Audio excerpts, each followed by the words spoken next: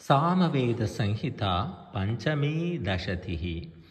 ॐ येनावो अग्निं नमसोर्जो न पातमाहुवे प्रियं चेतिष्ठमरतिं स्वध्वरं विश्वस्य दूतममृतम्। ॐ शेषे वनेषु मातृषु सन्त्वामर्ता स इन्धते अतन्द्रो हव्यं वहसि हविष्कृत आदिदेवेषु राजसि।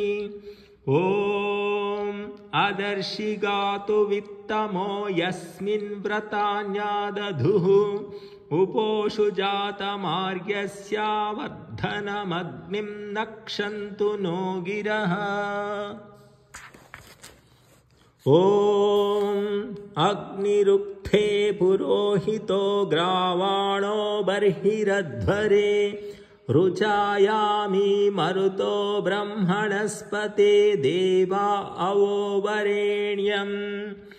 ॐ अग्निमीडिष्वावसे गाथाभिः क्षीरशोचिषम् अग्निं राये पुरुमीढः श्रुतं नरोऽग्निः सुदीतये छर्दिः। ॐ श्रुधि श्रुत्कर्णावह्निभिर्देवैरग्ने सयावभिः आसीदतु बर्हिषि मित्रो अर्यमा प्रातर्यावभिरध्वरे।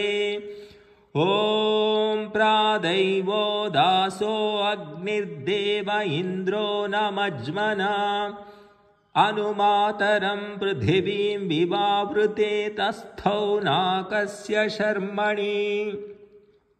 ॐ अथाज्मो अथवा दिवो बृहतो रोचनादधि अयावर्धस्व तन्वा गिरा ममा जाता सुक्रतो पृण।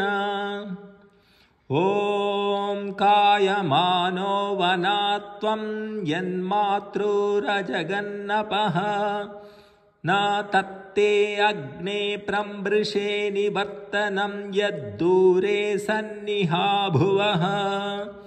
ॐ नित्वामग्ने मनुर्दधे ज्योतिर्जनाय शश्वते दीदेथा कण्वा ऋतजात उक्षितो यं नमस्यन्ति कृष्टयः।